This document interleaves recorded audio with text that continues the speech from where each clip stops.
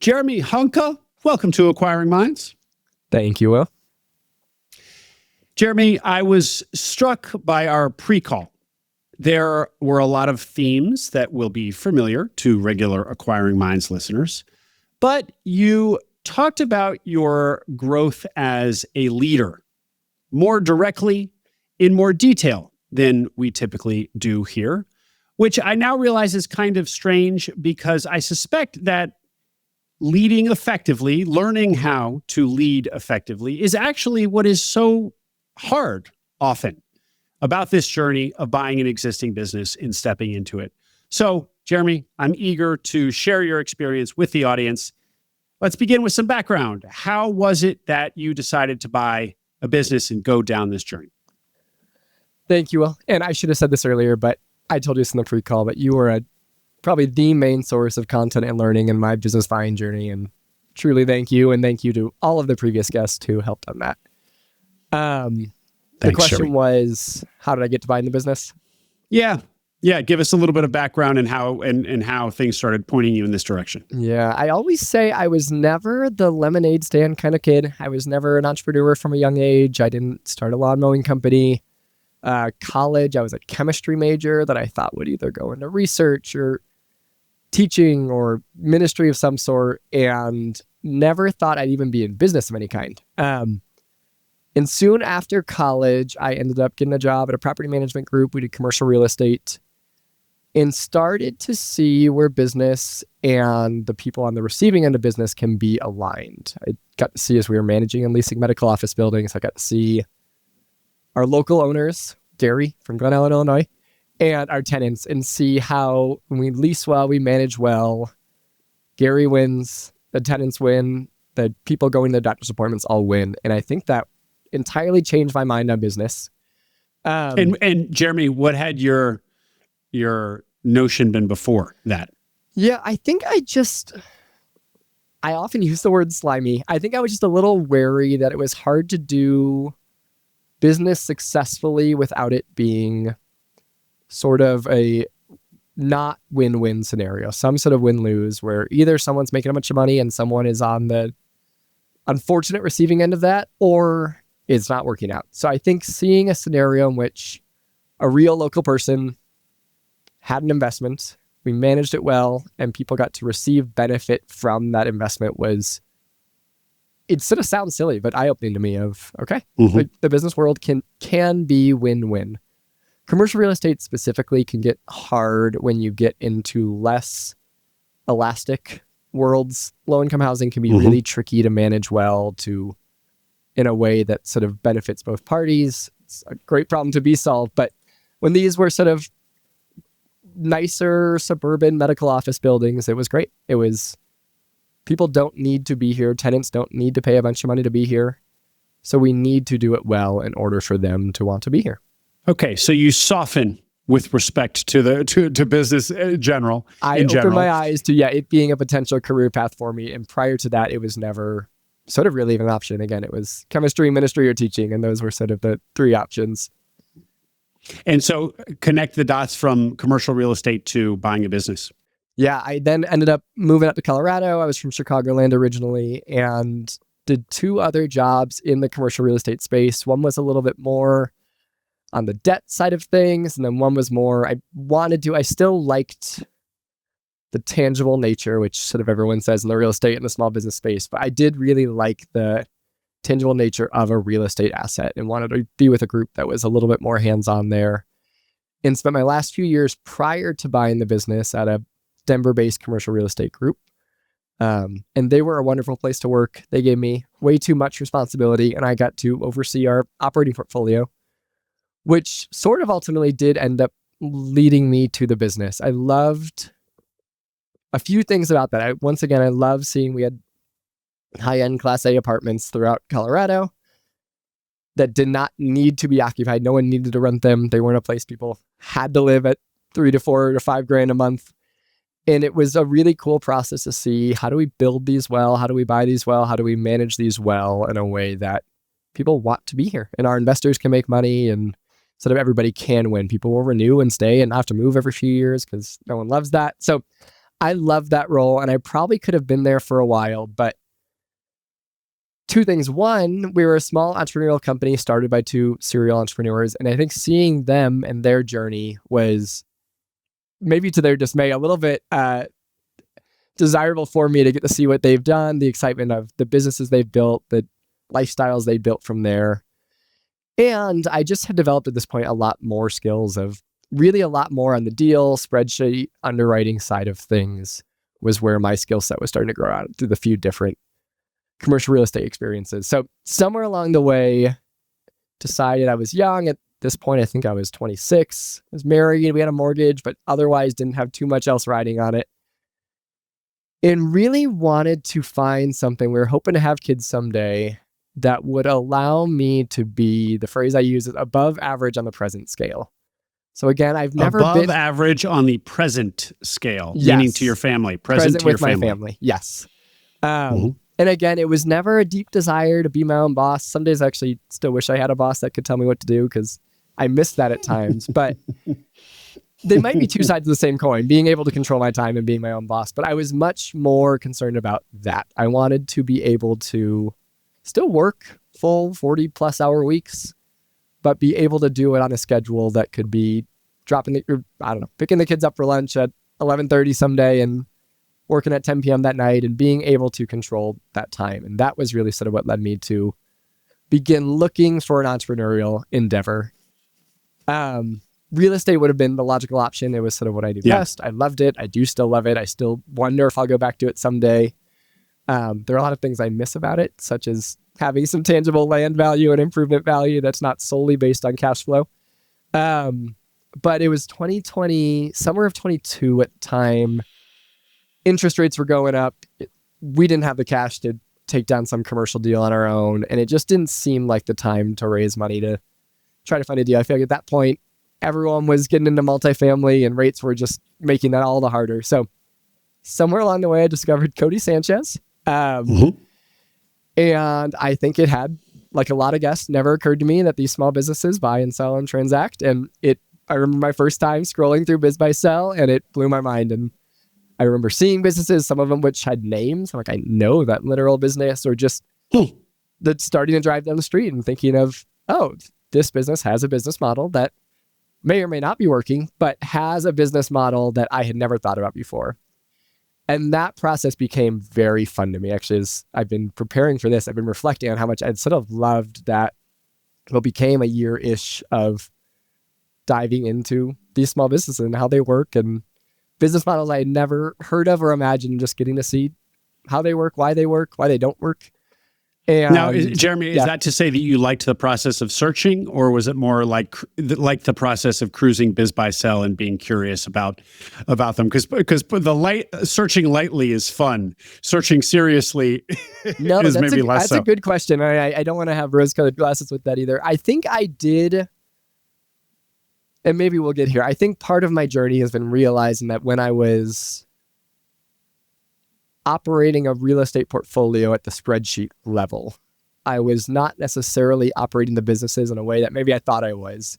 You thought you were an operator. I thought I was an operator. So I think some of the search phase actually aligned with a lot of that. I did like scrolling Biz Buy Sell before bed at night, but I also did love building out little models and talking to the brokers, talking to the sellers, and really sort of, it was at the most sort of non-numbers level, talking to a seller who had built a business up over 30 years and it supported their family and employees over decades and their community. I think that part was really cool and exciting beyond just the scrolling. And I really did. The numbers were super interesting and super fun to build on a model that in some ways was the same every time, and in some ways different from real estate was entirely different. Like the expenses just might be super different from one to another. So I did like the searching phase.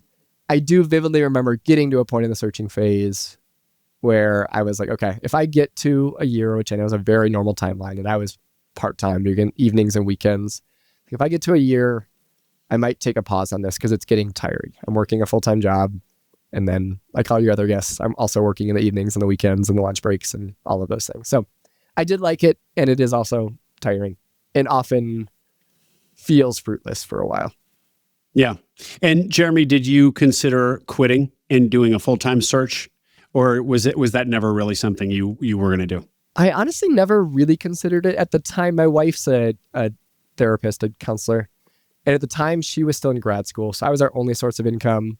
We had fine savings, but I don't think we were eager to live on our savings for any longer than we needed to at that point in time. So I honestly never really even considered it too much. I do think if I got to the year and put it on pause, it might have been a whole, okay, do I do this full time? Do I do the search fund route?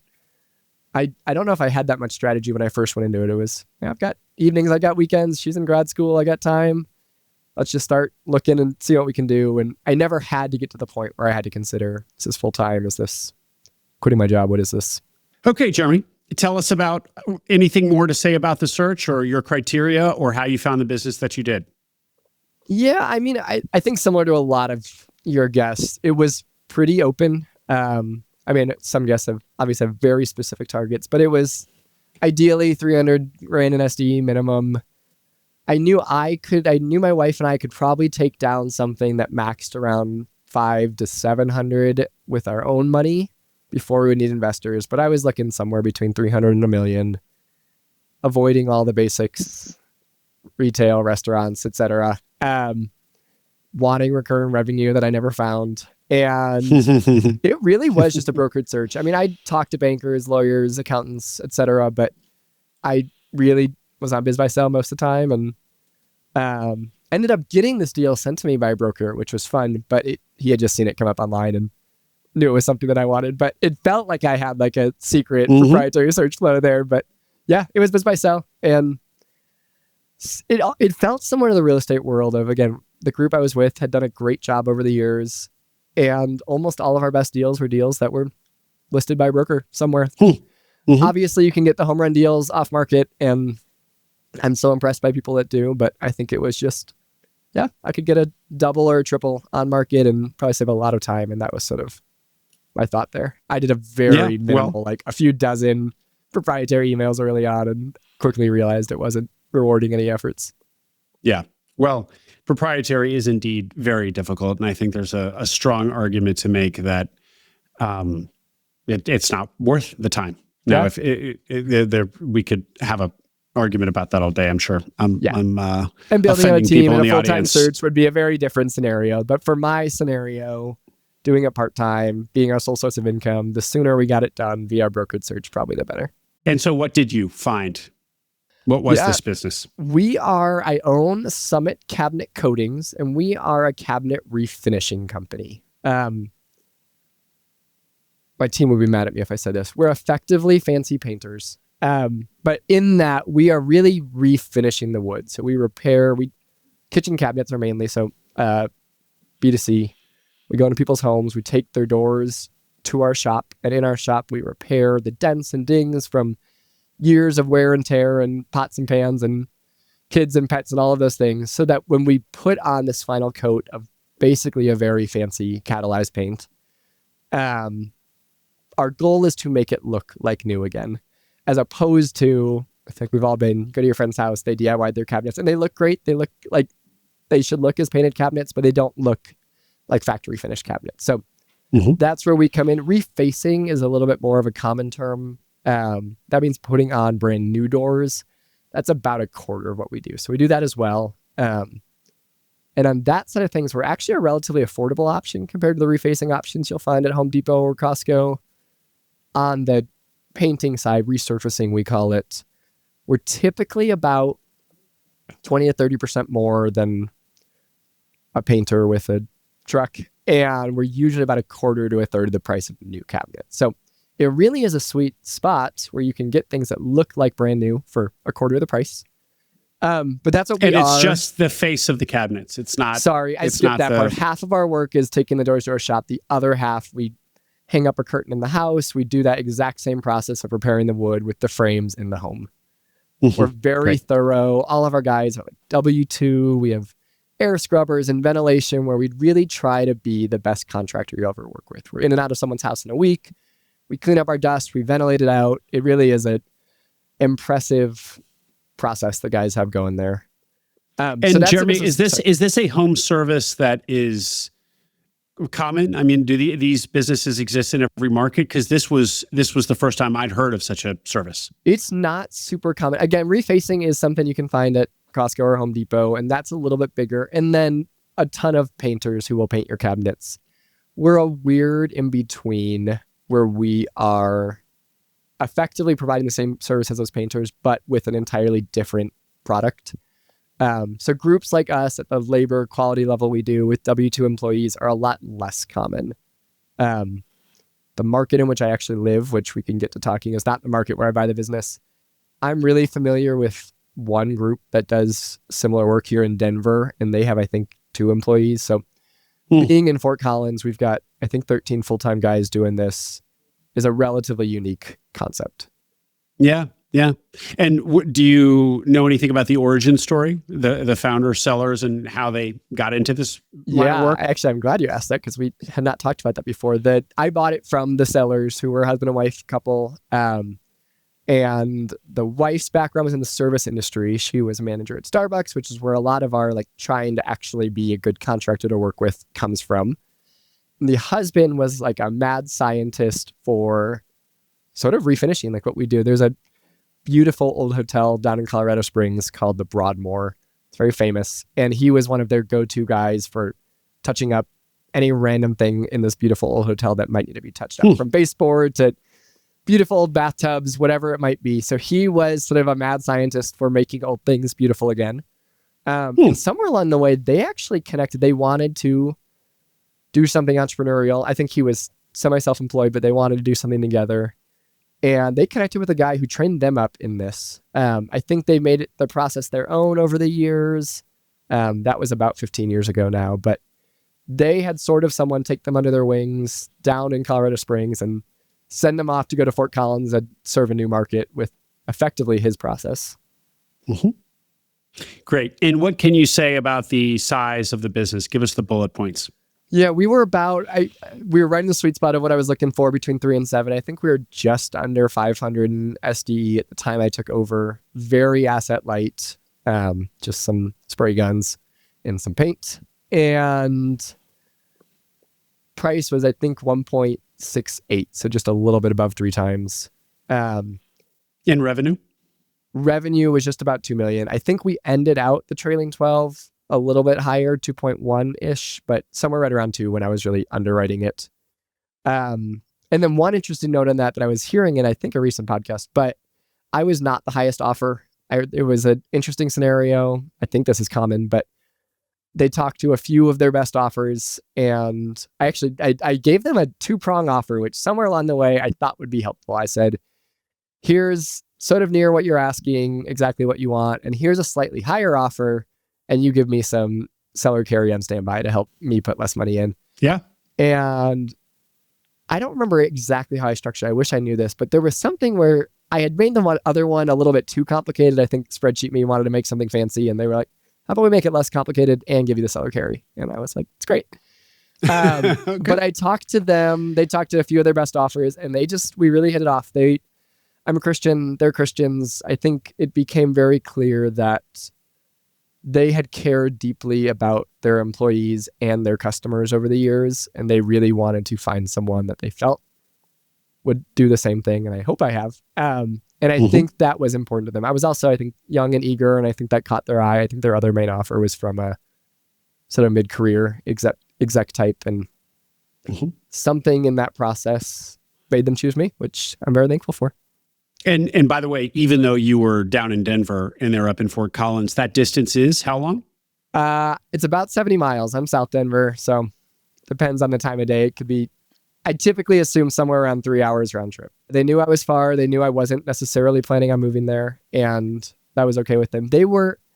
By the time I had bought it, it had been around for 13 years, and the husband was sort of loosely involved as, again, still the mad scientist that knew the things, and he could come in and help if someone had a technical issue, but it was not his full-time thing. And the wife, it was her full-time job, but she was probably in the office less than 20 hours a week. She had young kids, so she was running around taking calls from who knows where. So I think they saw their lives and thought, he can probably figure this out from afar. Yeah. Easier said than done, but I think that, it wasn't a holdup for them. Right. Well, so Jeremy, just to go back to the numbers, so about $2 million of revenue. So $2 million of revenue for this very niche service. In a relatively small market, just northern Colorado. It's really so interesting. It's just one of those where if somebody pitched you on this business idea, Shark Tank this, like we're going to grow this business and there's millions of dollars in this service, you would just raise your eyebrow. But here you are, $2 million of revenue in Fort Collins, Colorado for people refinishing their cabinets. Yeah. Great. And say more about what you liked about the business. Why was this the one? Yeah, it was one of those, and I imagine you've scrolled Biz by Sell at some point over your time, Will, but it was one of those where as soon as you hit it, you could say that. Yeah, as soon as you see it hit the market, it had enough boxes checked that you could tell it was going to be interesting to multiple people. So the big thing it didn't have going is obviously we're not a necessity of any sort. Yeah, and we're not recurring revenue of any sort. We have repeat customers, but rarely less than 3 to 5 years apart.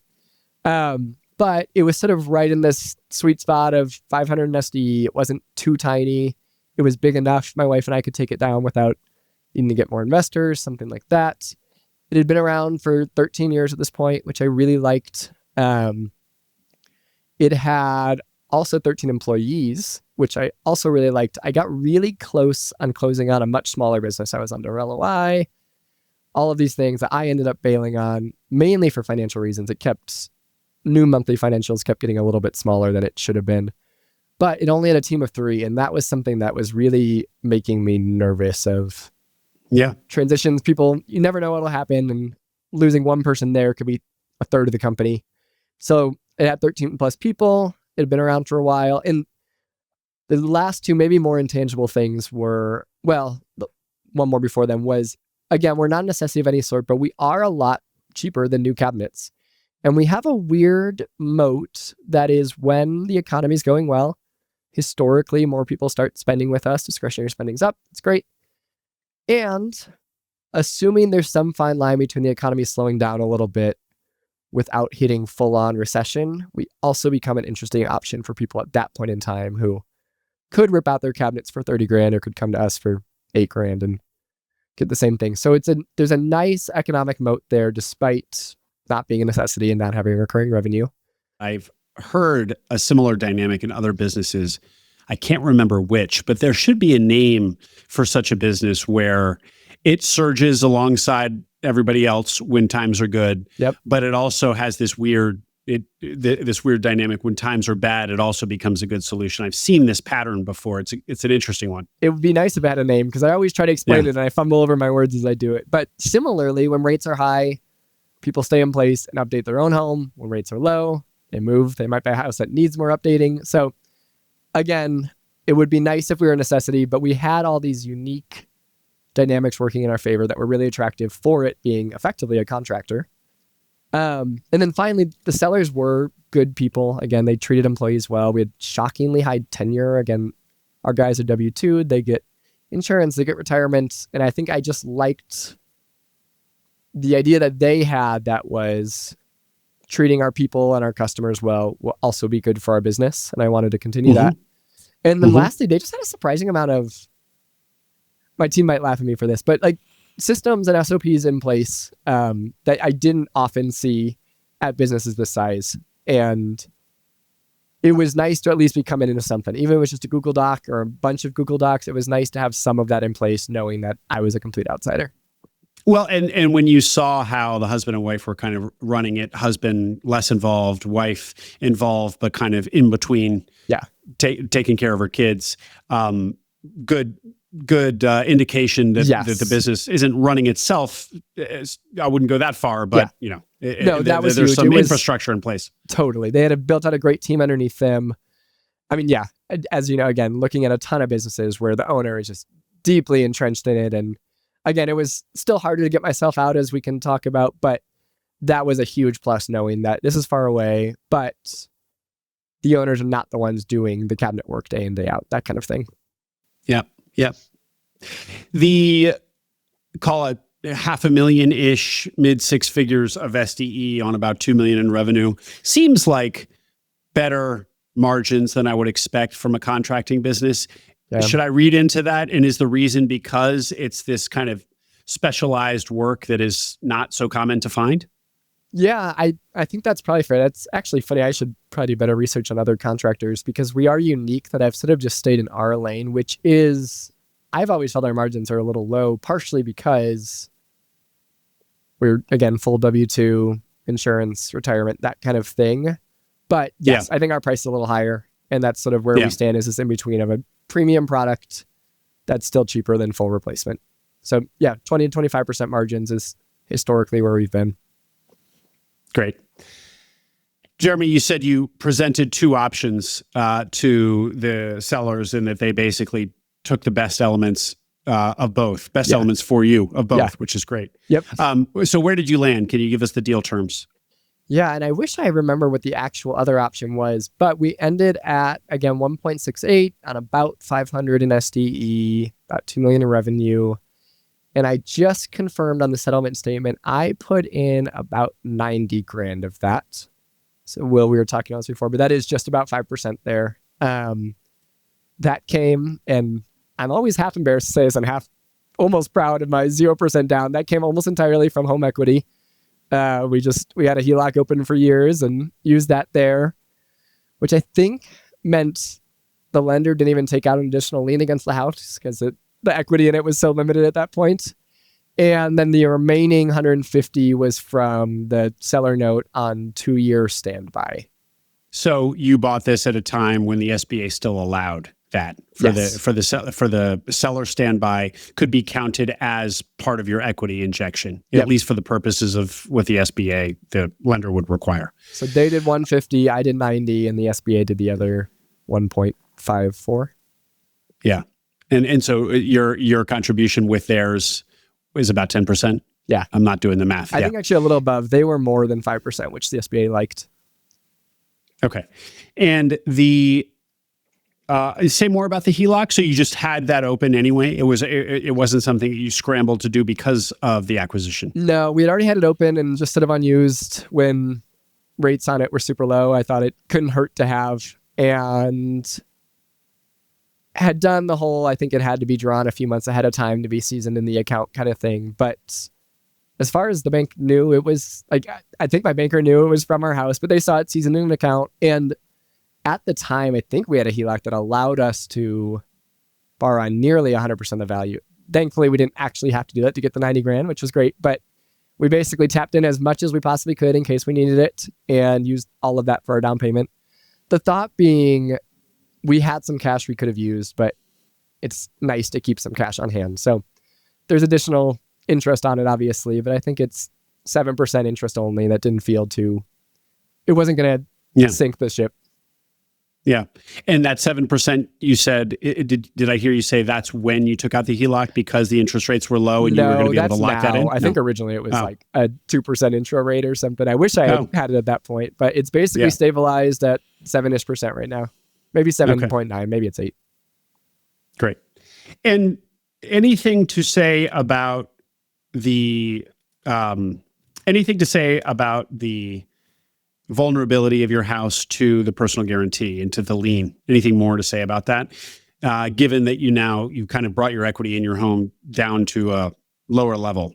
Yeah. No, that's a great question. I think part of the entire process, and when I talk to many a would-be business buyer these days, I think part of what made the decision really easy for us was what I alluded to earlier, was we were young, we had a mortgage, but we didn't have much else riding on us yet. And honestly, our balance sheet wasn't crazy yet. I think we were already taking a personal guarantee for much more than we were worth anyway. That the additional leverage of the house didn't seem to move the needle too much in my mind. I think Colorado has some homestead exemptions that help on house stuff. I should probably know that more confidently, but again, the personal guarantee was basically already getting everything we had, that the additional 90 grand of line of credit was somewhat meaningless there. Yeah. Yeah. And to underline what you just said about your age, much less risky to be subject to a personal guarantee when you're young and don't have a family to support, even if it clears and you have the time. If it worst came to worse and it cleared you out, you have many more years to rebuild versus somebody halfway through their career. The effective age on personal guarantee, or the weight of age, is one that everyone should consider. It really matters. And personal guarantee is a personal guarantee is a personal guarantee, but it lands on people very differently depending on age. Exactly. Yeah. We had saved well, we had invested well, but it was still just a very different math than someone that might be mid-40s, mid-career, and their balance sheet might be different. Okay. Anything else to say about the discovery and then negotiation and acquisition of the business? I don't think so. Honestly, we closed in nearly 45 days. It was a quick process. Sellers, part of their thing was they actually weren't that old, which was always the big, well, why aren't they retiring? But right. They were moving out of state. Legit, just needed better weather, seasonal depression, all those things. And their kids were going to be starting school soon. And they really wanted to get it done before the summer ended, and it allowed for a quick process, which was great. And at what point how did you time leaving your W-2? That part was hard. I effectively just gave them a normal 2 weeks notice right before we got a little bit closer to closing. I think I closed nearly a week before I actually started in the business. So it gave me sort of a 3-week runway there. I think I told the business when I was becoming very clear that closing was actually going to happen. I told my bosses, and they were very kind and encouraging, and honestly gave me advice. Some of them come from this world in the past, and then had a few weeks of notice and then quickly transitioned. I think I continued actually working for them for a little while longer as a contractor to help ease the transition as well, because we weren't a big group. But that part was nerve-wracking. It was how I want to give these people as much notice as I can. And I also don't want to do a weird, tell them 3 months in advance and the deal falls through and now they're wondering if I still want to work here or any of that kind of thing. So it felt weird and fragile. It went totally fine, but it felt weird for a while. Yeah. Well, of course, you can't be absolutely sure you're going to take ownership of it until you literally go to closing. Yep. And then if you give your notice, they'll feel, blindsided that you didn't tell them earlier. So Totally. I'm not sure there's a right way to thread that needle. Yeah. So I wanted to do it well, but it felt difficult to do it as well as I would have liked. Yeah. Yeah. I stay in touch with them, so I think that's good. They don't seem to dislike me. Well, you seem like an honest guy, Jeremy, and we're probably going to hear a little bit more of that. So they probably gave you the benefit of the doubt. Transition. What can you say about that? Transition was a challenge. There was two big things. During due diligence, we have one salesperson who had done an amazing job growing alongside the owners the last few years. And during due diligence, entirely unrelated to the sale, he announced he was getting married and moving out of state. So he left during due diligence, and I probably, looking back, should have killed the deal at that point. But it was so close to the finish line. The sellers, we renegotiated some things. They were going to hire someone pre-close. We weren't going to close until they hired someone. They were going to stay on for a year and help train. And they actually upheld all of those promises. But it was just still unnecessary transitional risk. But the bigger thing was they knew I lived out of state or out of town, and also new to the business and was going to be relying on a lot of people. And I think the seller's dream herself was always to sort of get a general manager in place. So she wasn't foreign to the idea that was sort of a dream of mine as well. And they had a woman on the team that had been an amazing employee over the years. She had been in corporate America for a while, all these amazingly impressive roles, stayed at home for a while with the kids, and then got back to work effectively as an office manager and had continued to grow her role with the company. And she had been telling them she wanted to do more. They had told me she'd be a great GM, but as in many of these businesses, I never got the opportunity to talk with her. So 6:30, we usually have a company meeting or team meetings start at 7. We're a contractor, we're early. So 6:30 a.m. a few days after I closed, but the day I was getting introduced, the sellers and me and this woman all met for coffee right across the street. And they said, "This is Jeremy. We've gotten to know him. We love him. He's amazing. We're excited what he's going to do. And we love you and you're amazing. And we've told him we think he'd be an amazing general manager." And it felt so lovely. And also a lot of shock and overwhelm thrown at somebody all at once. And she just started crying. And my heart sunk. I was like, oh, I was putting a lot of stock on a person that I never met and had been told. And I think, honestly, so. I think they genuinely believed this was something that would be exciting for her. But it was a lot of change all at once. And it was very overwhelming for her. It became clear, I think, immediately to me that this was not going to be great. Jeremy's in the office every day for a few months. Then Jeremy's in the office every day for a few weeks while he works from home, or a few days a week for a while. It became clear to me that the transition was going to take a lot more hands-on effort than I had probably anticipated. Because you were going to be the GM. Because I was going to be the GM. Because clearly this person was not going to be the GM. There would be no GM. It would be Jeremy. Thank you for connecting those dots. Yep. So that was it. And just realizing that the transition itself might not go as smoothly. Everyone might not be as excited for their new, young, exciting owner than I thought they might be. And I say that half jokingly. I always say, I knew, like everyone says, it's harder than you can imagine. And I think I knew it was going to be harder than I could imagine. And eventually it was harder than I imagined it could be unimagined. So I think I knew things would be a challenge, but right away it was like, oh, things are going to be more than a challenge than expected. So we immediately went over to our shop, did a big company meeting, said he was a new guy. And one of our lovely outspoken employees immediately goes, do you have any experience with this? And I was like, again, I have real estate development, construction experience, but no, I've never run. And I didn't say it quite and that Jeremy, way. You're standing on stage, as it were, addressing the whole company, and this person kind of barks out, do you have any experience, kid? Yes, sort of thing. Pretty quickly. Yeah. And he's one of our older employees too. And again, he's amazing. He's still with us, but it was a quick interrupt the seller in her speech and look Jeremy in the eye and ask him if he knows what he's doing here. And again, wow. I quickly was like, oh, I knew it's going to be hard. And I think it's going to be harder than I thought. And I think part of that for me is and I hope this doesn't sound bad, but a confidence, I think throughout my career, coming from chemistry to property management to debt to asset management, was a confidence and a track record that I could figure things out. Yeah. And I think I've just always felt very comfortable with that. But also realizing that people might look at me and be like, our jobs rely on this. Like, I hope this guy can figure it out. And I think realizing that my confidence, which I still stand by, that I can figure it out, is not something people know about me, is not something people trust in me immediately from day one. I'm also a very, maybe overly trusting person. So I think it all sort of caught me off guard of what? I'm a nice guy. Like, I'm a smart guy. I care about you guys. Thought we all were going to care about me from day one. And it was a challenging day one. I think I still hadn't fully transitioned out of work. So after all of that, I then drove back to Denver to finish my work day. And it was a long day. Just reflecting back again, say what you think why do you think you were met with hostility? Do you think it's something about you, or do you think it's something intrinsic to buying a business in these environments that people listening should also need to be prepared for? I think a little bit of both. I think the about me part was probably, again, missed expectations of just because I'm super trusting and confident in my skill set doesn't mean other people are going to be trusting and confident in my skill set.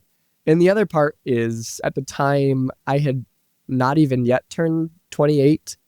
Yeah. And I was just young. I mean, a lot of our guys are mid-20s to mid-30s, so they're not that much older than me, but the sellers were 40, and it was a transition, I think, genuinely, to realize that their careers and family lives and paychecks were now in the hands of this young guy. And I think that was probably a real thing that was specific to me. I think the other part that is probably more broad to blue collar world, and honestly probably just transitions as a whole, is it just is a stressful thing for everyone. I mean, it's the classic private equity's buying. Everyone thinks they're going to lose their job. Kind of, that's just the default assumption. And even in our I think I thought clearly that's not me, but no one knows that yet. And I think there's just an inherent stress in realizing that their paychecks are now in somebody else's hands. Yeah. Yeah. No, the age factor has got to play a role as well. Yeah. It's not, us, we listeners, as your, supporters and champions, Jeremy, think it's cool that you're young. The recipients of this news whose careers you hold in the palm of your hand do not. Totally. And you can't blame them for that. I mean, nobody's in the wrong here, No. but you can totally understand that being sensitive. Yeah.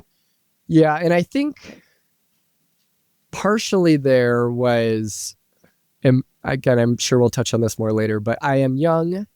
I am confident in my skill sets. I'm not necessarily a guy who gives off a strong bravado in any way. So I think I'm not only young, but I'm also not this, well, at least he's outspoken and confident kind of guy. It was, here's a smiley young guy that might be talented, but he's not giving off this air of, I know what I'm doing all the time. So I think that probably came alongside not only the age thing, but it's just not an air that I give off. Whether or not I do know what I'm doing, it's not the impression I'm usually giving off. Well, that's such a kind of a foreshadowing that of what's to come, and yes, and how maybe today you do give off that air. I might a little bit Jeremy. All right. So day one. What about day two, 3? Yeah, and, day one was tough. So how do things progress? Yeah, day one was tough. I think I went home. I think I cried. My wife will hate that I'm saying this on this podcast. How many listeners does this have? I came home. My childhood birthday meal growing up was Outback Steakhouse. And I came home and had a very bad day. And my wife hates Outback Steakhouse. And she said, do you need to go to Outback Steakhouse? And I said, yes, I do. So day one was really tough. Weirdly enough, Outback it was therapy. Yeah. The blooming onion. It'll solve your woes. It was a weird thing where I actually they introduced me, and then my 2 weeks wasn't done for like another few days at the other company. So then I came back Monday the following week. This was Wednesday, and started off. And honestly, the transition for a while went better than day one went. The sellers were amazing. I only got, I think it was really like 6 weeks with them. But they were super hands-on. For the first while, the husband would take me from job site to job site. He was like teaching me how to do some of the work. The afternoons I'd spend with the wife. She was teaching me the business, and they were amazing. Part of it might be that they were still running a lot of the business, and I was just sort of like in the back classroom effectively with them. But it was really invigorating to start meeting people.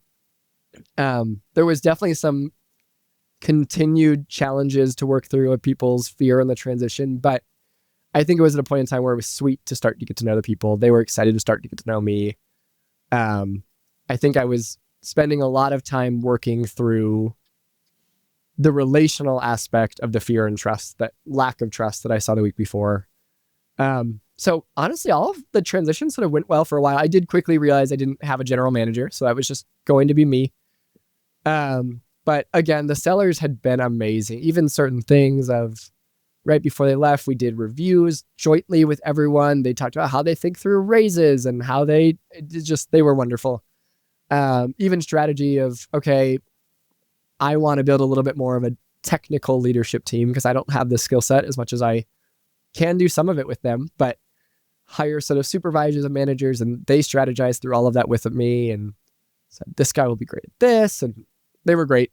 And it was probably soon after they left. It actually, I think it was better than I often remember for a while, but it was still me realizing that I think I just hadn't gotten tired yet. I knew I was realizing that I was going to be driving up every day and it was going to be a lot of work, but it hadn't burnt me out yet. But as we transitioned through the fall, I acquired in summer of 23. The outgoing salesman before he left had sold amazingly well. I think he was working on the last few commissions before he went and left and got a new sales job, started from scratch, and sold so well that it carried us through the fall. Again, that's where I say 23 actually I think was even higher revenue than I was underwriting. And it was sort of cruising, but the transition of the new salesperson just wasn't quite going as we had hoped. And quickly we were seeing the winter's already our slow season. The new employee just had a lot less of a background in sales. She was a wonderful person. She's beloved by many on the team, but we were just seeing sales start to slow down. So I think other than the first day, I didn't cry again about the business until basically the holidays. We did our first ever holiday party. It went wonderfully well. I told everyone how appreciative I am for them. And it was finally that moment of, wow, like these people really like me and they really like working here. And I didn't know we were going to get here, but I immediately go back to the hotel and just start looking at our sales pipeline and our schedule ahead and realize that we're about to enter the holidays where we sort of close down. And for the first time, and as far as I know in the company's history, we did not have January filled up already in the schedule. And I had a deep feeling of panic that my W-2 guys who have come to expect pretty much 40 hours were not going to get their hours. And I was going to have retention issues and I was going to have their livelihoods at stake and all of these things. And I went on a silent prayer retreat the next day. And one was taking sales calls from the little dormitory silent prayer retreat room, but two just like broke down and cried on the floor.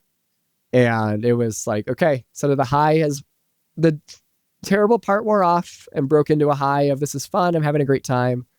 And then slowly the reality started setting in that we're just living off the fumes of previous sales and we're not getting anywhere.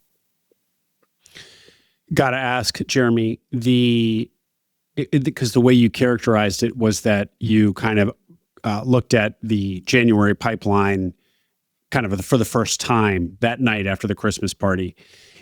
Could this have been averted if were you not keeping your eye on the pipeline?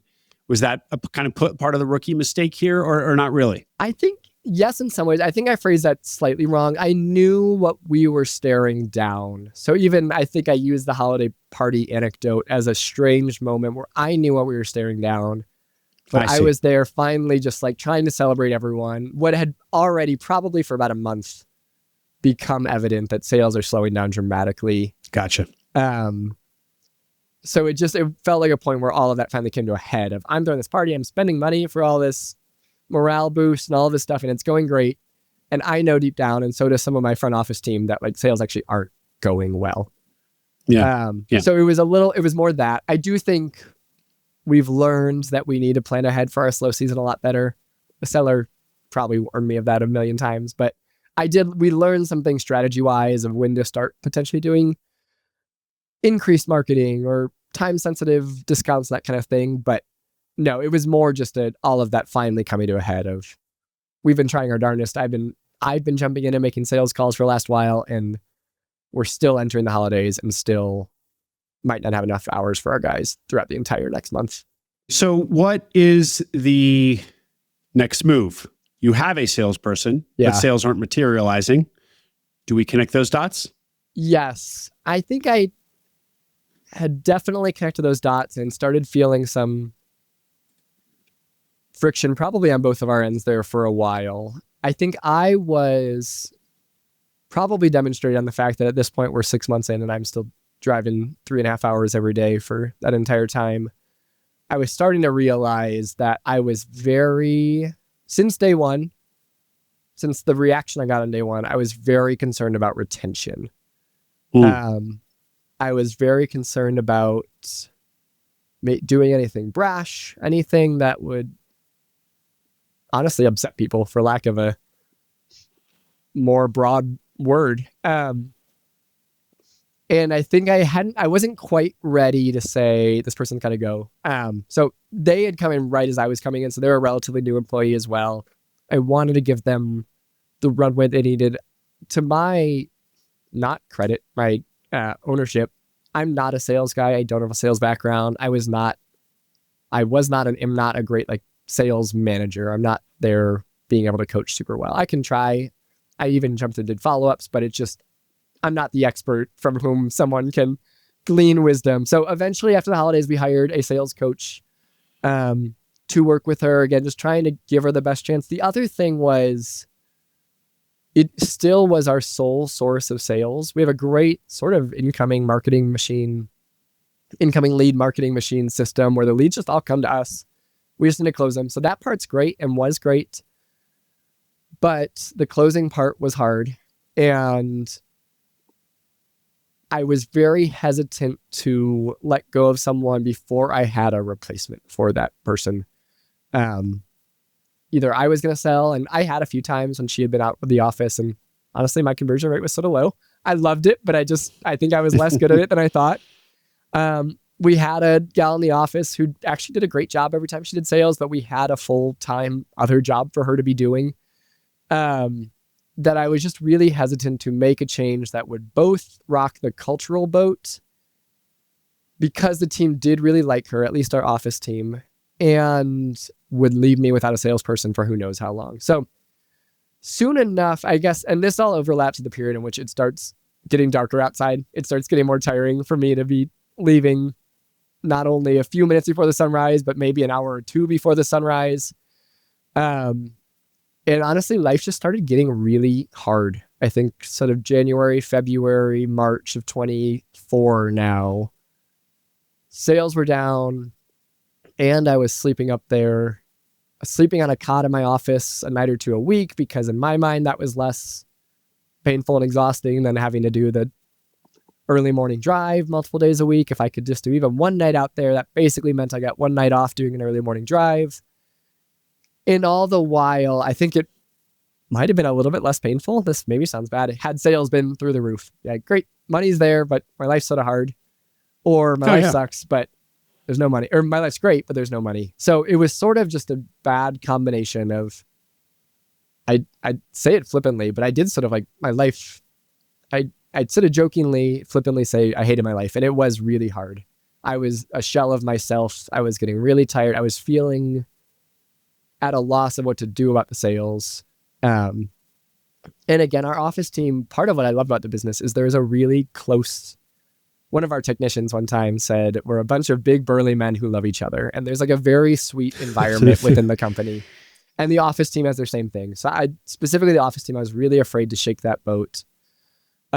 Even though she was a newcomer, this salesperson. Yeah, honestly, they had really taken to her. I think she was there about 2 weeks before me. So she was still effectively part of the old guard. I see. Because time was sort of before Jeremy and after Jeremy, and she was still before Jeremy. And Jeremy, we can all see where this is building to. Yeah.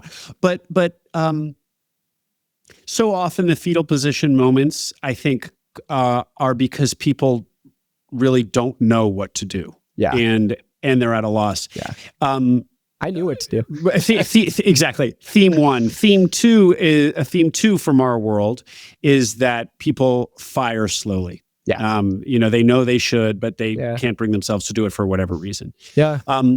Do you feel like in the back of your mind, or maybe even in the front of your mind, you knew that was the path out here? Or did you feel truly at a loss? You did not know what to do? Because actually, your reasons for not letting her go seemed sound. Like you didn't have somebody else to bring in revenue. Yeah. And, you don't want to make these big, giant changes to the culture. Yeah. And everyone loves her and so on. And you're not going to be able to step into sales. And so let's give yourself some credit here that it wasn't such an obvious thing to do. It eventually becomes sort of inevitable. Yeah, I think I jokingly say I knew what I had to do, but I do think maybe January, February, March, I didn't know what to do. I think I'm trusting. I'm also optimistic. I'm also hopeful that I just really was like, she's great. She's working really hard. That was part of the thing too. She was working her butt off, and I just wanted to see that be rewarded. Like, I thought, she's working really hard. She'll work with the sales coach. That will all come around. So I think there was a part of optimism for me. And there was a part that was just I think in my mind, I wish I was less afraid of retention for the first while, but I do think at the very least at the time, it felt like a very legitimate concern. Retention and cultural change and how all of that feels like it goes hand in hand. Especially being so far away. I think that just made every stressor a little more stressful, because if I fire someone, I need to hop in on sales. Great. It's fine if I live 10 minutes away, but I live far away. And if I'm going to have to help therapy employees through the transition process, I still live far away. So I do think, to your point, at the time, all of those things felt very real, and it did feel very uncertain. I think there was a time soon enough. The sellers, again, were wonderful. They were actually doing weekly, they moved out of state, but they were doing weekly calls, actually even with the sales employee, sort of contractual, but they were also just doing it very willingly and helpfully. And there was a time, I think maybe before the seller got there, but I don't know what flipped, but I was like, okay. And we other people are going to lose their jobs if something doesn't change here. Yeah. And I think the empathetic me was able to get behind that a lot more easily than I was able to get behind this person's got to go. When I think I finally realized that this is actually going further and further downhill, that we're all going to lose our jobs if something doesn't change. Yeah. Jeremy, how did the sellers, the former owners, what did they say about the slipping performance of sales? They saw it all. And if anything, they added sometimes more stress because they had come off a few years of really strong sales and a really strong sales employee that they were very not used to not having the next week or 2 or 3 or 8 weeks is usually their minimum of a full calendar ahead of us. So they felt that pain and made that clear to me, like, hey, should be concerned about this and that. But I think where it really got with the sales side of things was eventually there was just the seller was still sort of the wise sage in all of this and had a few pieces of sort of homework for the employee to do. Like, hey, try this your next time around and tell me back how it goes. And she didn't do it. And the seller called me right afterwards and was like, she's not doing the homework. Like, I'm not sure that. And it was an interesting moment of the person who hired this person effectively sorted to get the deal closed. It was a major key of getting the deal closed.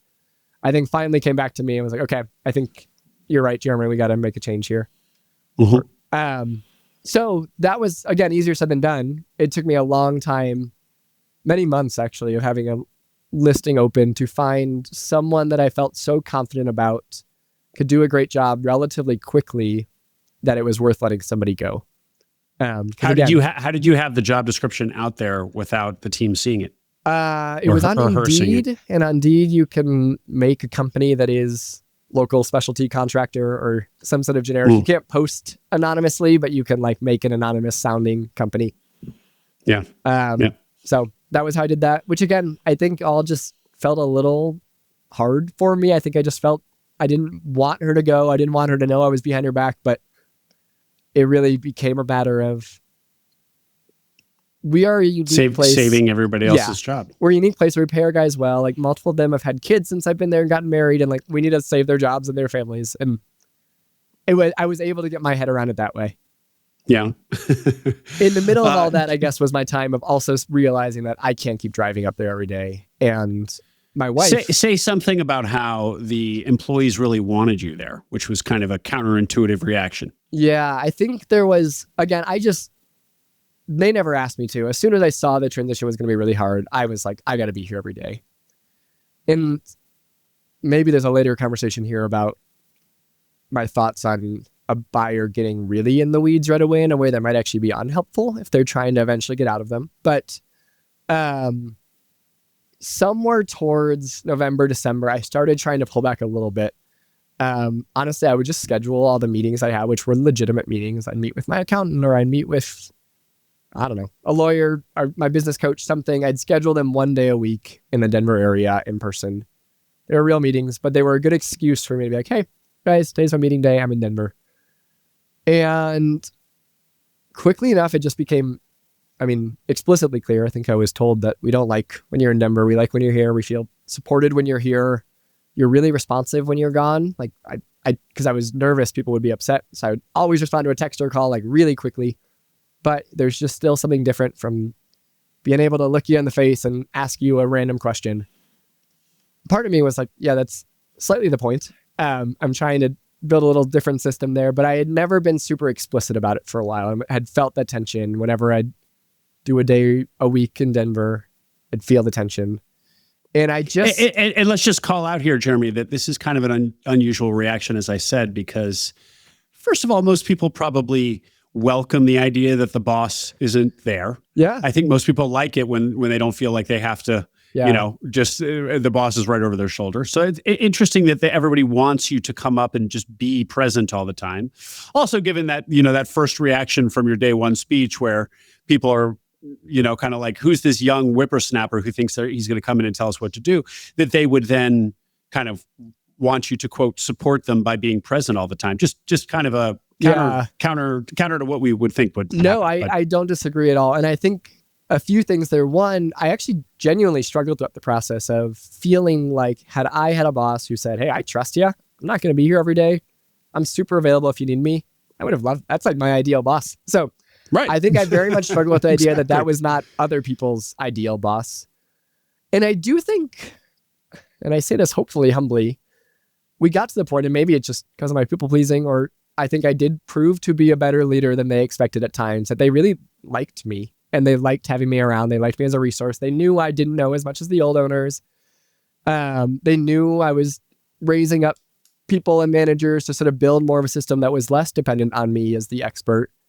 And I think there was an extent to which like they genuinely liked me and wanted me around, which was both flattering and not the direction I was trying to move it for the sake of my well-being. Right. So yeah, I mean, come January, February, so 6, 7, 8 months in, I'm like, yeah, sleeping up there. I'm going to bed really early because I'm getting up really early. My wife's a therapist with evening hours, so we're missing each other. On the weekends, I want to do nothing because every 10-hour day with a 3-hour drive turns into a 13-hour day, and every 12-hour day turns into a 15. I was just really tired, all while sales aren't going well. And somewhere along the way, my wife was like, something needs to change. Like, you are not well. We are not going to be well if things are continuing this way, and something needs to change. And that was slightly hard to hear, but in some way I was like, she's totally right. Like it wasn't a big argument. I wasn't like, no, you don't get it. I'm like, no, you're totally right. For the sake of the business, even giving my best to the business, like I would get there, I'd be angry that I drove up however long or just burnt out from driving. I could be as excited as I want as 5 a.m. And by the time I get there at 7 a.m., I've just lost some of that excitement. I would just honestly, like when it was getting really hard, I'd pray the whole way up there. I got into like breath praying and sort of meditative, the things I needed to do to try to just like what felt like truly needing some sort of sustaining power that was something that I didn't possess at that point in time. So somewhere along the same time of realizing the sales, a few months later, I decided I had to rip the Band-Aid off. I kept trying to do the 1 day a week thing. I kept feeling guilty about it. And it wasn't going well. And I was like, I need to bring this down to 2 to 3 days a week. That's an entirely different, better, more sustainable for a long time schedule. And I broke it to my team. And it seemed like it went fine enough until I started doing it. And then I'm trying to remember the specifics of all the conversations along the way, but I told my team one-on-one because it felt very sensitive. And eventually we have what I still, in my mind, refer back to as the intervention. I don't know if they'd call it that way. I don't know if we've ever referred to it that way, where my main office team at our normal weekly meeting, we get through it. Hey, anybody else have anything to talk about? Sort of looked me in the eye, got really quiet, and we're like, hey, this schedule is not what we want. I don't know if they said it's not okay or what they said, but it was like hey, you seem like a great guy these days. Like you seem a lot more alive and full of life and leadership and all those things, but like we need you here. And they kind of all unanimously. Yes, it was clearly pre-planned, and it was clearly yes, it was. There was only 3 people. How many in the people? Office. Yeah, three, it was 3 versus 1. Yeah, but still, But it was a strange scenario with like people have talked about this, and they're all on the same page. And I thought things were going great. I thought I finally did the hard thing, and it just didn't go well. I think I'm not sure I actually really ended up saying, we had more conversations after the fact. I said, great, thank you for sharing. Let's talk again next time. And as well, maybe you alluded to at the beginning, but it was starting to be an opportunity of me growing my leadership where I didn't fully put my foot down and say, this is what needs to happen. Again, at this point, I've convinced myself that it is genuinely for not only my personal good, which is a real thing, but for the good of the business. Like when I was going up every day, I was a worse leader than when I was going up a few days. And I think I acquiesced a little. I started going up more like 3 to 4 days a week, but I still never went back to 5. I didn't really keep doing 2. And there was just a weird period that felt uncomfortable but it was like, this is what it is. I think people are mad at me right now. I don't know if this is going to create retention issues, but this is what needs to be done. And how do you reflect back on that? I reflect back on it positively. And I think ultimately it's become positive. I think again, what I call the intervention was a stressful time. I think I felt genuinely confused, where I'm like, I really feel like I've thought this through. I've prayed this through. I've talked to my business coach. I've talked to everyone. I think this is a normal, not crazy thing of me to do or want or expect. I don't actually provide them that much other than being a quick available guy for a question. Otherwise, I mainly do sort of my financy spreadsheety work that I'm doing on my computer in silence there. So I think I had thought it all through and didn't think it would be that crazy of a thing. And when it came back, I remember being very confused. I'm like, am I just totally ignorant here? Am I totally off base that this is even a thing that I, as a guy who bought this business, couldn't figure out why they wanted you up there so bad. Yeah.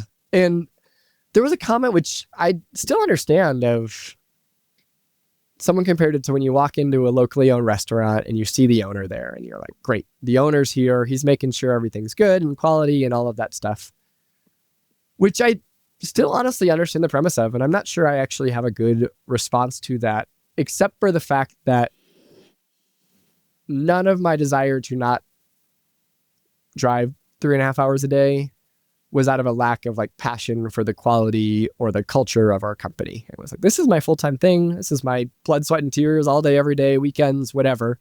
I just am going to do it a little more often from my home.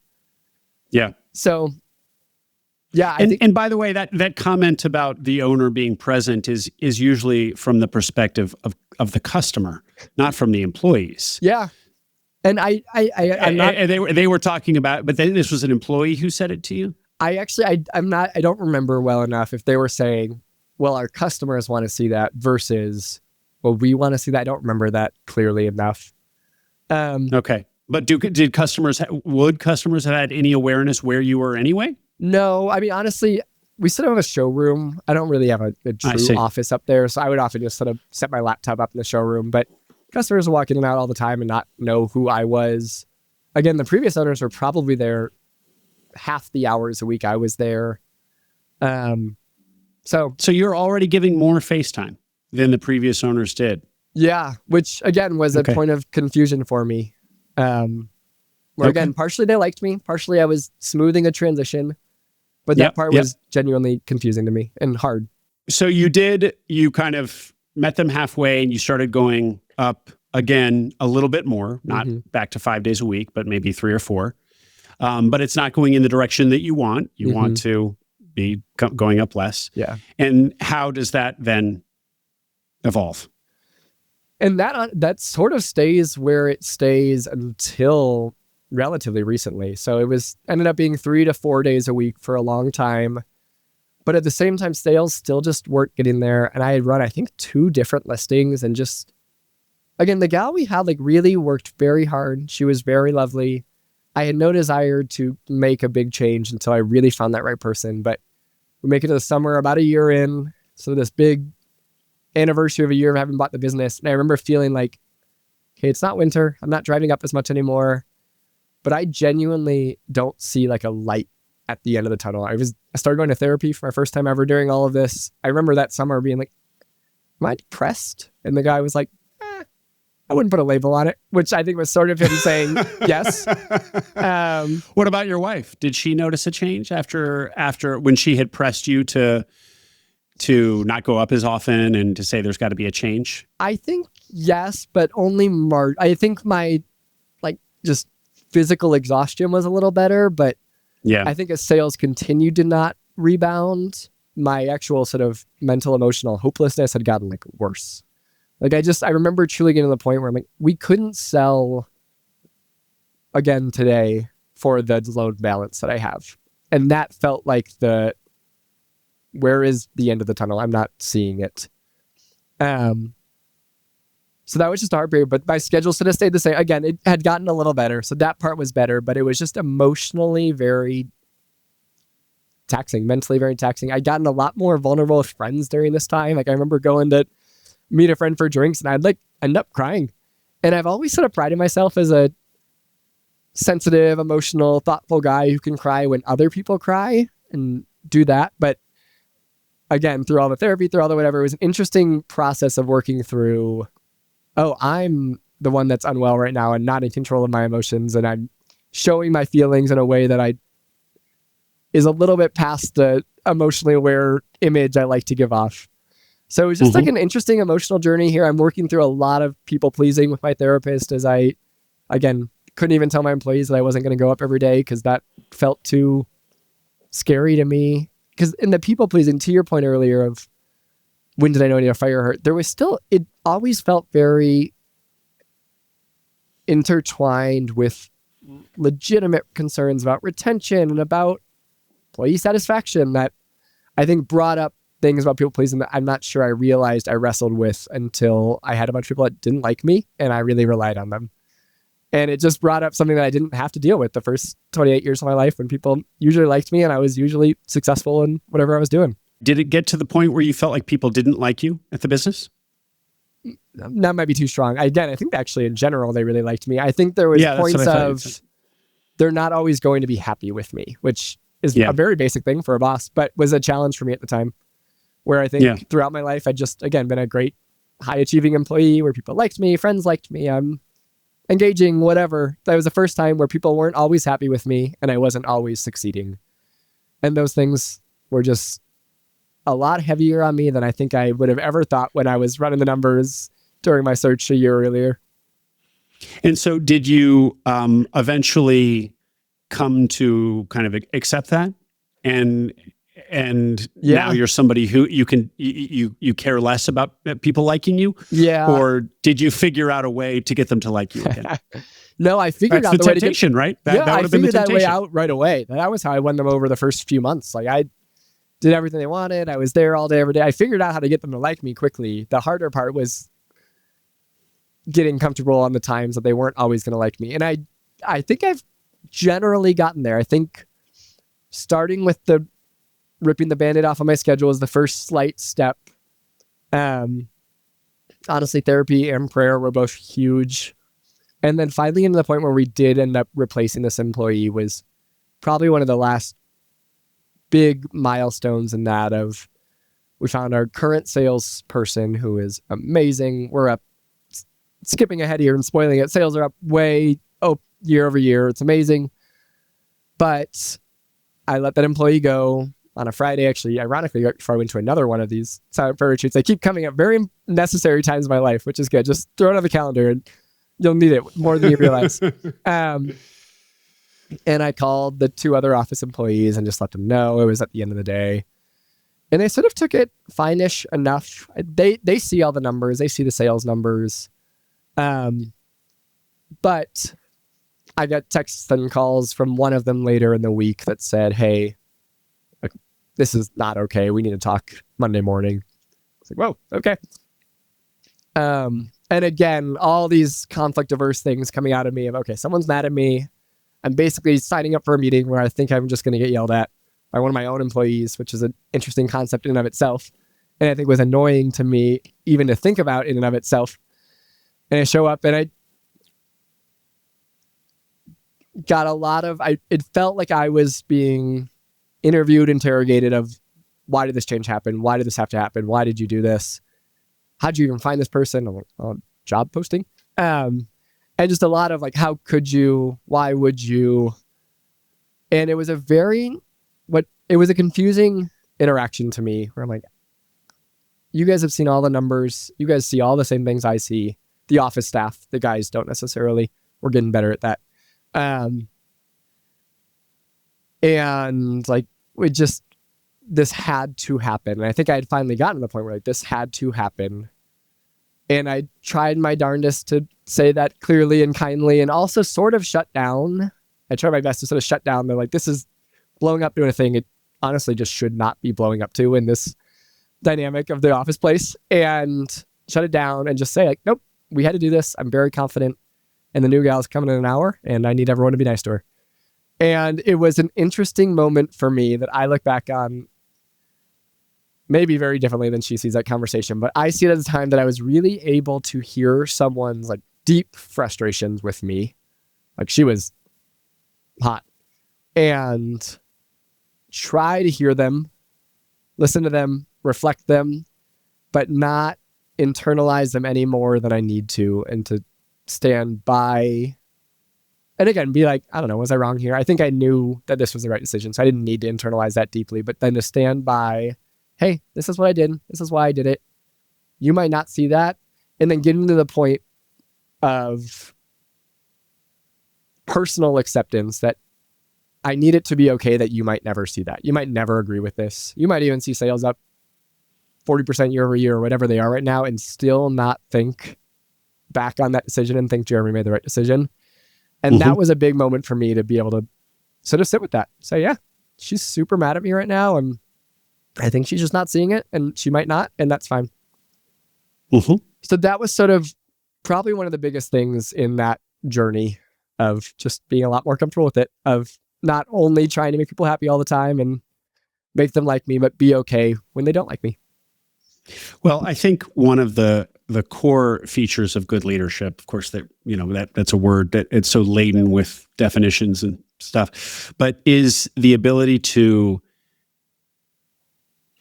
use your judgment, have good judgment. I think a good leader has to have good judgment first. Assuming you act with good judgment, be confident in that decision and move forward with that decision in the face of a lot of dissidents and even from people that you might respect. I mean, that is the I think truly like one of the things that tests a leader is when people around you are saying, no, you're doing this wrong. You're doing this wrong. And continuing to soldier on and not let that, not be cowed by that, not cause that to doubt your own, not cause that to doubt your own judgment, and also be at peace with being unpopular with your team. For a moment, at least. Or maybe forever. And maybe forever. And I think, finally getting okay with that. Like, again, this might not just be a moment, was a hard thing. And I think I do have a deep, well-intended concern to not just disregard criticism either. Like, I don't want to hear people say they're disagreeing with this decision and just entirely write it off. I think I always want to be willing to say, okay, are they right? Without having, to your point, be cowed by that and say, yes, they are always right. So that was a hard balance for me. Is now a time I can ask Will if you would tell your story or no? I'll tell it, and we'll see if my editor thinks it makes it is good to make it in or worth keeping in. I had, as I told you, I had a similar life experience where, not actually, in that I needed to make a hard decision and push forward, but anyway, it was one where I look back on my own leadership blossoming, my leadership ability kind of blossoming because I failed badly at leadership. Not saying that that's what you did, Jeremy, but you reflect back and you're like, oh, I was doing it wrong. And then I started doing it a little bit better. And that was at Knowles, which is National Outdoor Leadership School. It's kind of like Outward Bound, where you, as a young person, you go off for a month in the woods and you learn wilderness skills. And there was like a group of 12 of us and 2 instructors who teach you the skills, but also teach you leadership, National Outdoor Leadership School. And you take turns leading the dozen people split into 2 groups of 6 every day to get to their destination. You're hiking through the Wind River mountain range in Wyoming. And every day somebody else you take turns being the leader for that day. And the very first day I was a leader, I was horrible. It's so bad. I misled us, or I missed something on the map, and I led us astray. And so bad, I quit. I actually, by the end of the day, I basically abdicated. Whoa. It was so humiliating, and I knew that I had done this. Or because people were mad at you, or what made you quit? I felt it. I guess I was fragile of ego or of ability, and I just became so easily discouraged. I think somebody who usually I do pretty well at things, and I was just like by 3 p.m. on that long hike that day was so clearly not doing it well. I didn't literally say, I quit, guys, and storm off like that, but you could feel that I had just yourself. kind of like and kind of another couple of guys kind of stepped in to get us to camp. And I was so disgusted with myself for not only that night, but for days.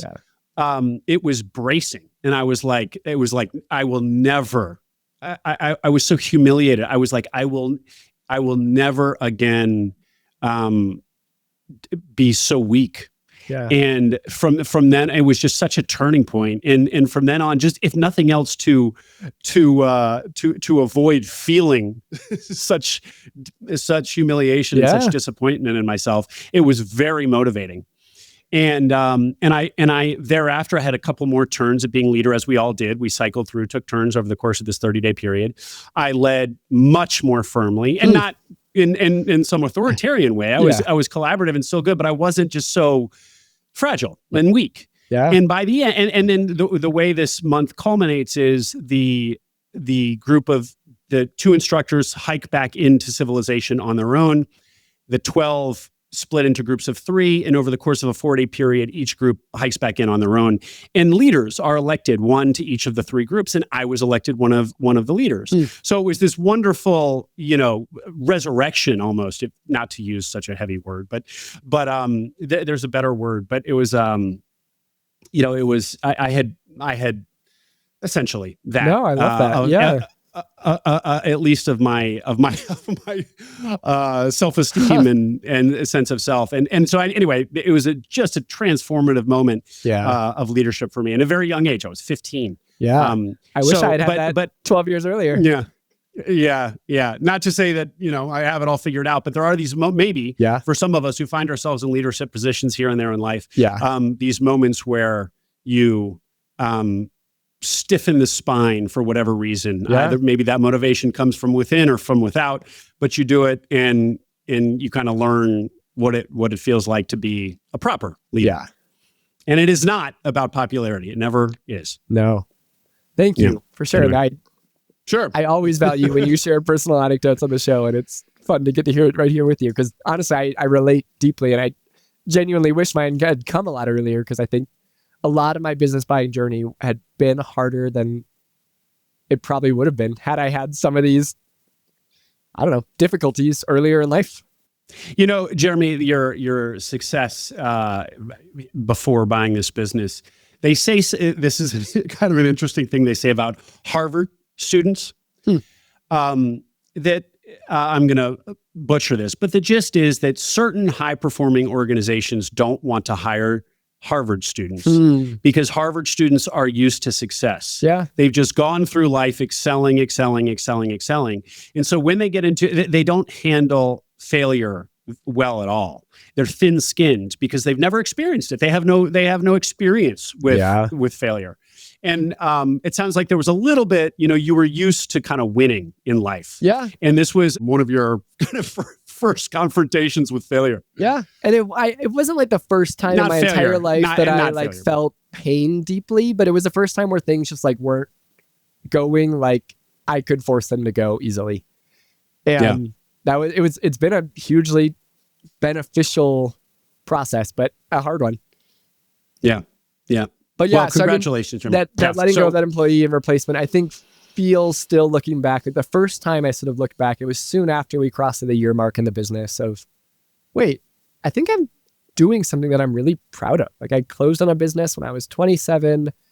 I'm a year in, and it hasn't been easy, but I've been growing a ton as a human in my fear of failure and my fear of being not liked. And in all of these things, I'm making the hard decisions to keep people employed. And it was the first time I could look back and be like, wait, and even that conversation, letting go the employee, I jokingly told you this in the pre-call, but I ended up tearing up in that conversation. Like, it was an interesting moment, and I was able to stand firm with the follow-up on Monday with the other employee of, I'm able to grow and mature as a leader without losing some of those other parts of myself. Like, I'm still deeply grieved if I have to let somebody go. And I'm still deeply willing to listen to someone when they're mad at me. So it felt like a meaningful moment of, I'm proud of some things, And I haven't like lost myself in the process. I'm not this heartless guy on the other end of it. Yeah. Great. Excellent, Jeremy. Really, really good. And then to close us out, where are things today? It feels like a complete 180, both in the performance of the business and in, honestly, my enjoyment and livelihood.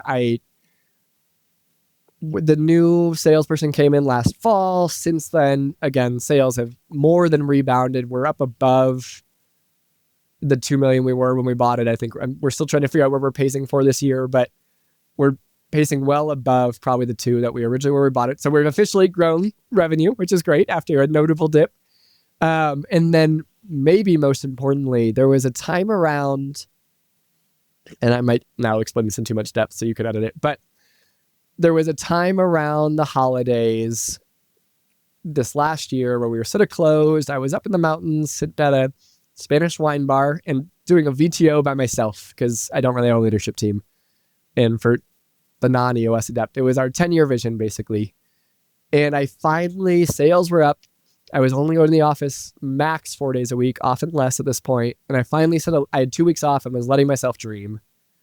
And it was the first time in a year and a half that I finally didn't feel so burdened by it all, that I could dream about growing this thing and serving more customers and treating more employees well and paying more employees and all of the things that I think I get excited about the business, which is the numbers working out. I think I realized in that moment that I thought I was an operator. I was portfolio operator before, but it was always a spreadsheet thing. And I'm really excited about the numbers and I'm really excited about the impact. And it was, how do we grow this?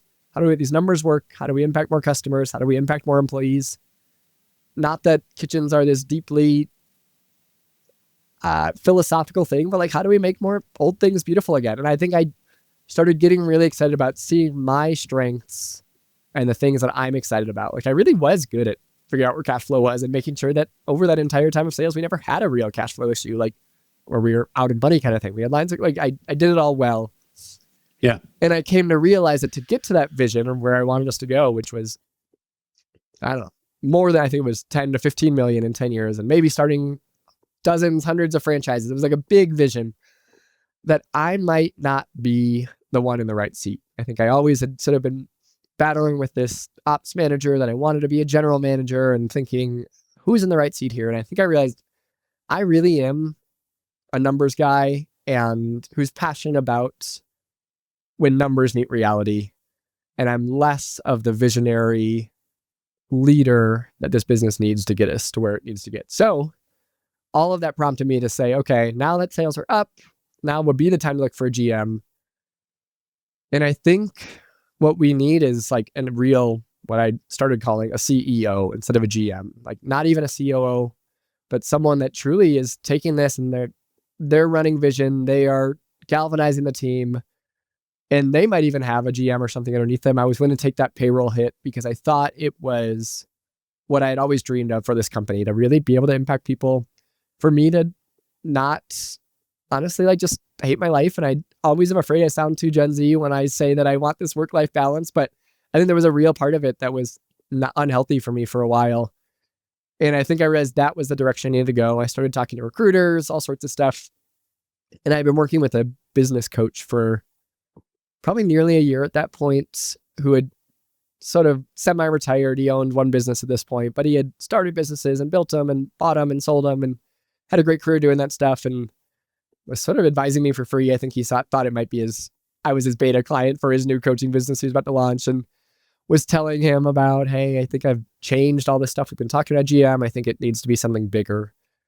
And I need to step back and I need to do the stuff I'm good at and stop doing the stuff I'm not good at.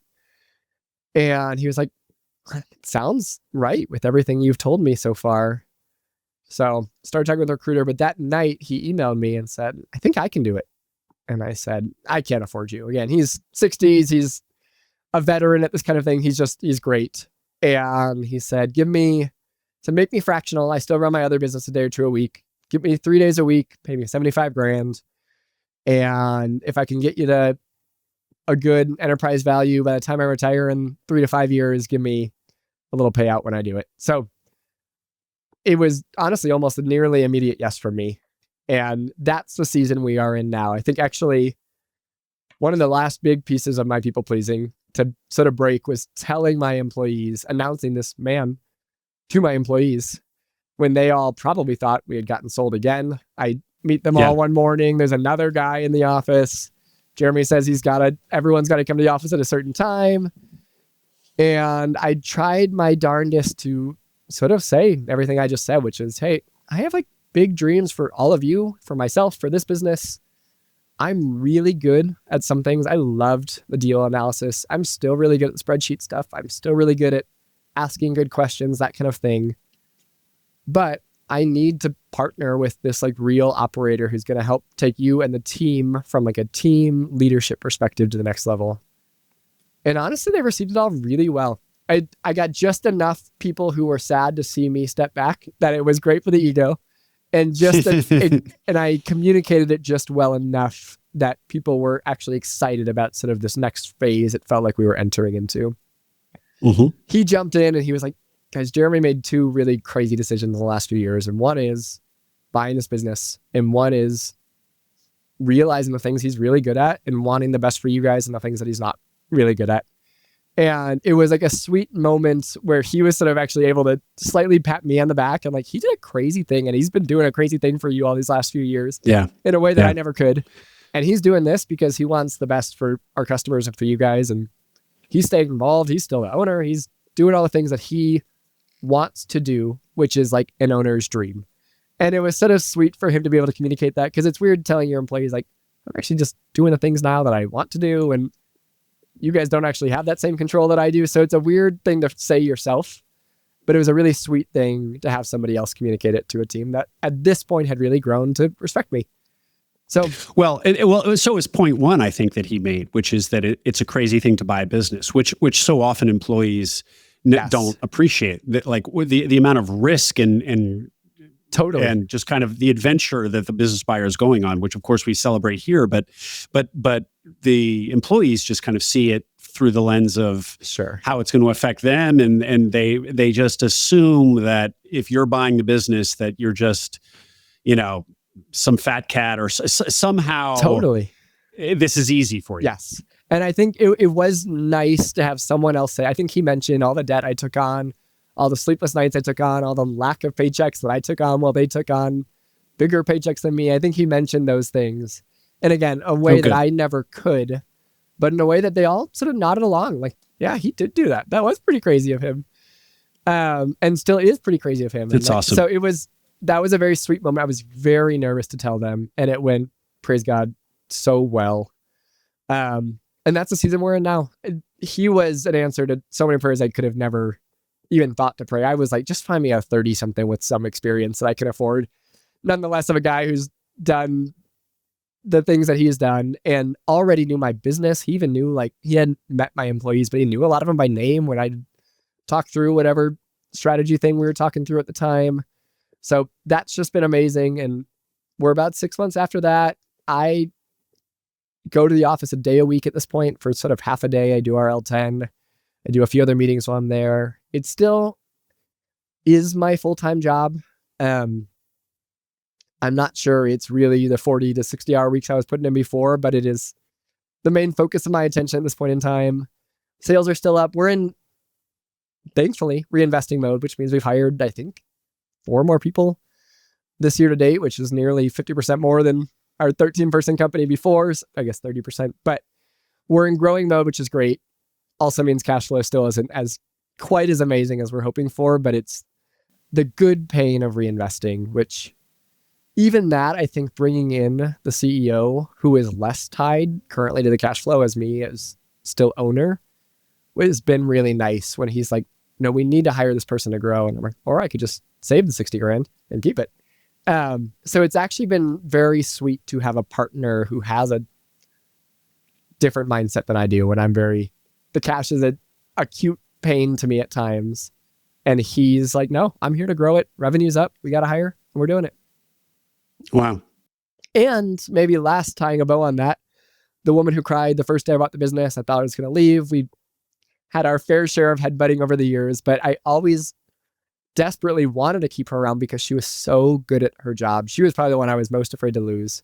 She's so good at it, and I wanted her to do more under him. And I don't know honestly what it is, if it was me having a vision that I was finally confident to communicate, or if it's an older guy that's leading the group. But under him, she's like really stepped up into our sort of pseudo integrator COO role.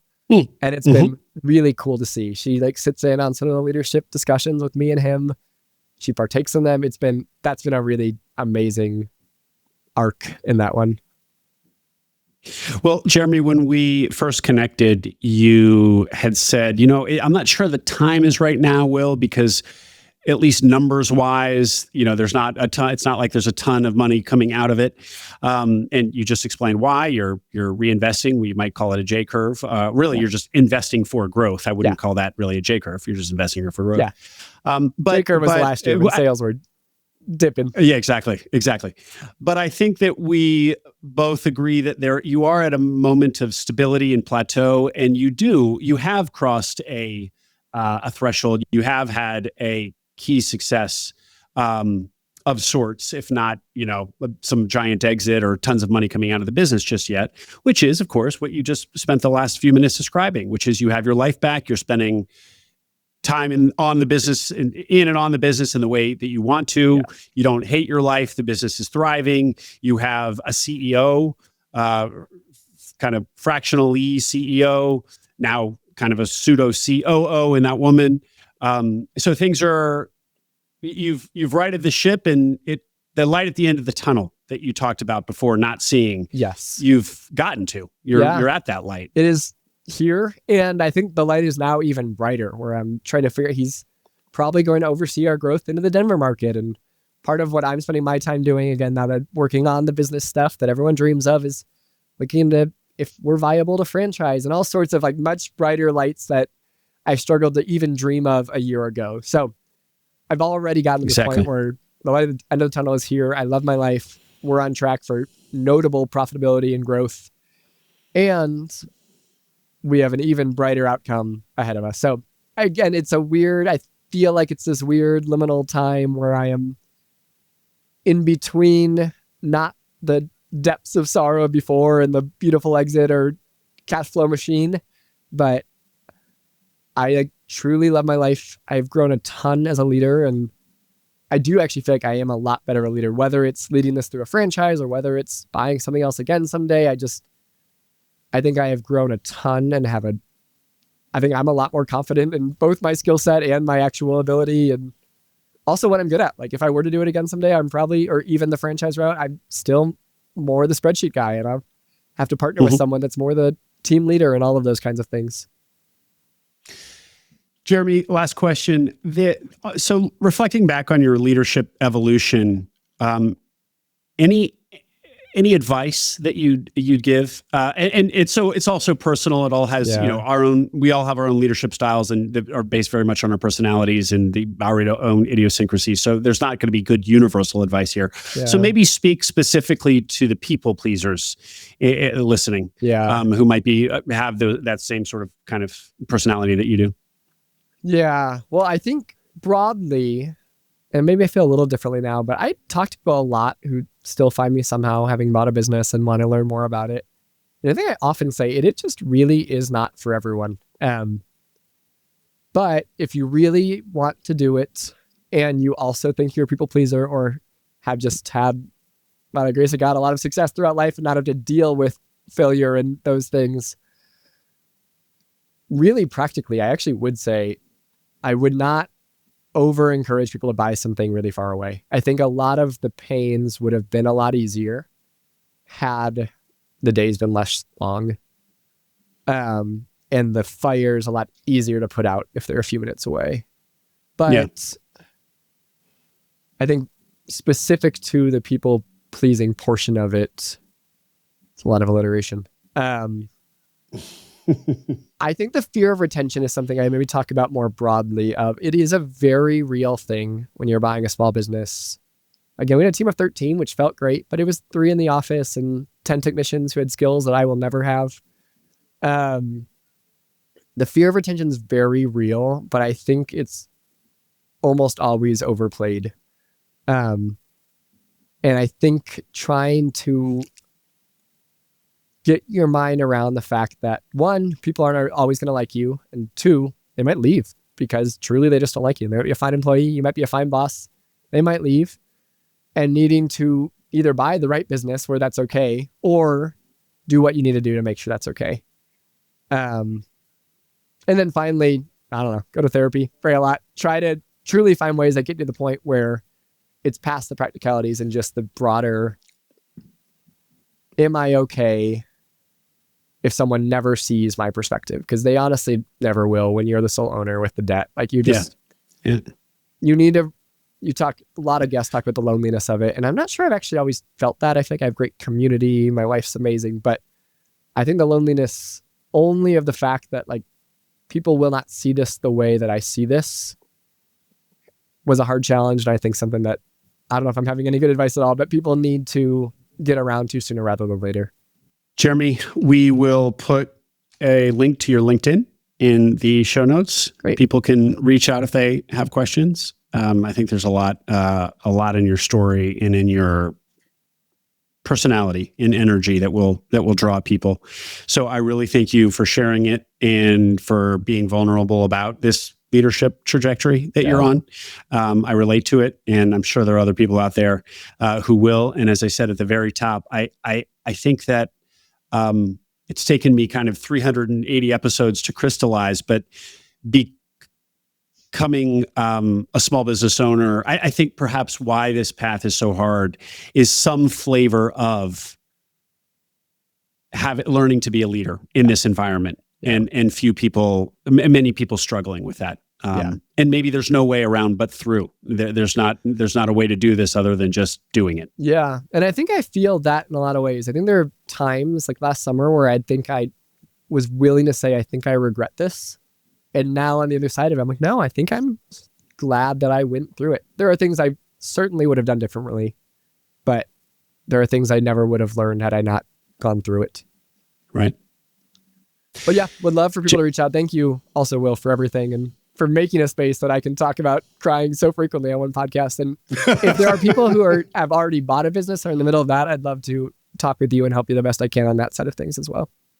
Right. And you are in Denver where there's a big ETA community. Are you at the meetups from time to time? I should go to them more than I do. I was going before I bought the business. And then honestly, I have to even admit, I stopped listening to you for a while. I just had to head down, stop talking to people who are too exciting and amazing for a while and just figure out my own stuff for a while. So I should start going to them now that I am figuring out what's next for myself. Great. Well, thanks for coming on, Jeremy Hunka. Thank you, Will. Hope you enjoyed that interview. Don't forget to subscribe to the Acquiring Minds newsletter. We send an email for every episode with an introduction to the interview, a link to the video version on YouTube, and soon, key takeaways, numbers, and more essentials from the interview for those of you who don't have time to listen or watch it. Subscribe at acquiringminds.co. You'll also find all our webinars there on the website, both those we have coming up and recordings of past webinars. At this point, there are over 30 webinar recordings, a wealth of information on all the technical nitty-gritty of buying a business. acquiringminds.co.